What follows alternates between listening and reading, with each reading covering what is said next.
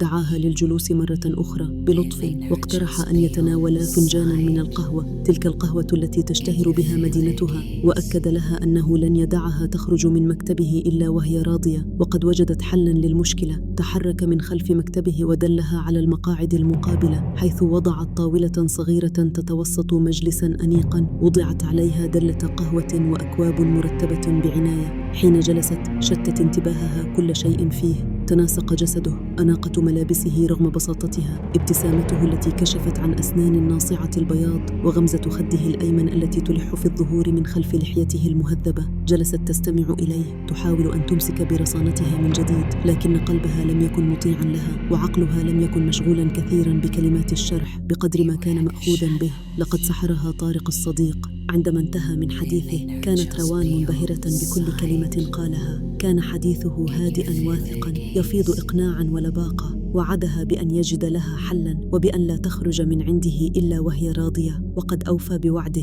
بل وأكثر. لم تكن فقط راضية، بل كانت معجبة. شعور غريب اجتاحها، امتزج فيه الرضا بالدهشة والإعجاب بالانبهار. ابتسمت بسعادة وهي تهم بالخروج من مكتبه، وقد باغتها صوته مرة أخرى يقول لها إنه يحتاج للاجتماع بها مرات عدة، فلديه الكثير من المقترحات الجديدة والعروض المميزة. استجابت له بلا تردد، رحبت بالفكرة كأنها كانت تنتظرها.